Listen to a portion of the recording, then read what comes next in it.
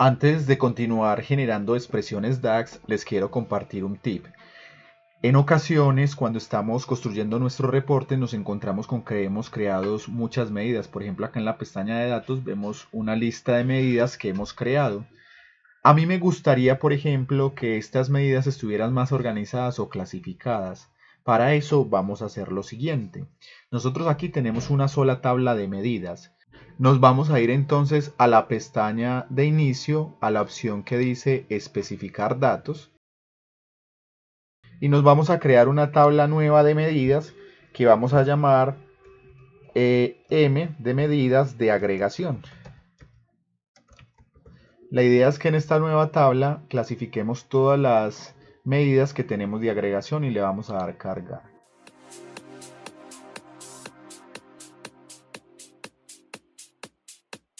Una vez creada esta tabla, la podemos ver acá en el panel de datos, se llama M agregación y en este momento tiene una sola columna.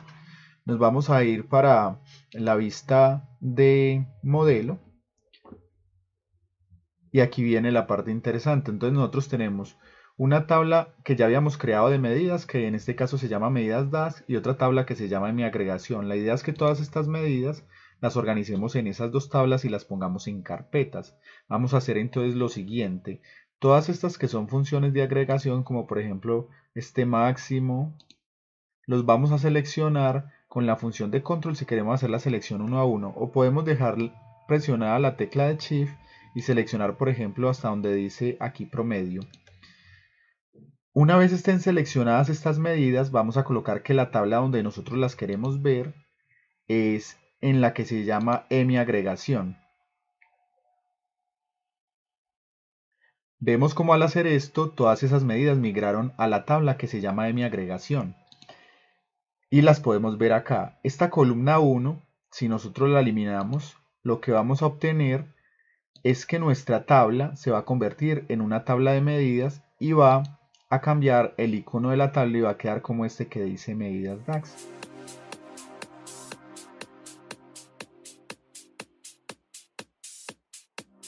Vean que una vez completada la acción tenemos dos tablas de medidas, una que se llama M agregación y la otra que se llama medidas DAX.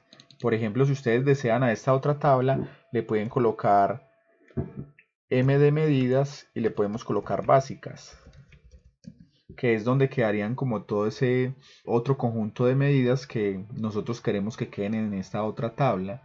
Recuerden que pueden crear tantas tablas como ustedes necesiten para clasificar sus medidas.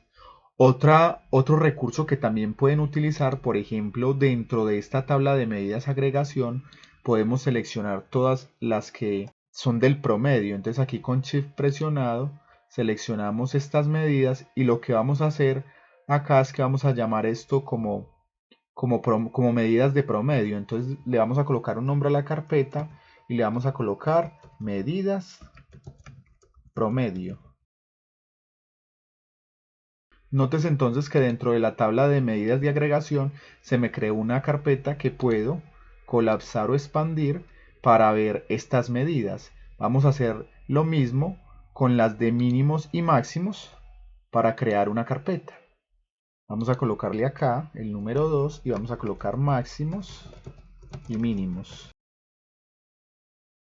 Vemos entonces que nos creó una segunda carpeta donde nos quedaron clasificadas nuestras medidas de máximos y mínimos. Si nosotros volvemos a la vista de informe y nos vamos para el panel de datos, vemos que nuestras medidas ya están más organizadas. Tenemos dos tablas de medidas. En la primera que dice medidas de agregación tengo dos carpetas, donde si yo quisiera acceder a los promedios simplemente desplegaría aquí y podría usar cualquiera de estas medidas. De igual manera, si lo que quiero es ir a las medidas básicas, entonces puedo acceder a ellas desde esta otra tabla. Hacer esto es muy buena práctica porque muchas veces cuando estamos generando expresiones de DAX en los reportes, calculamos muchas y clasificarlas nos ayuda a encontrarlas fácilmente cuando las vamos a utilizar en una visualización. Espero que esta información sea de utilidad para ustedes y la utilicen en sus proyectos de visualizaciones de datos con Power BI.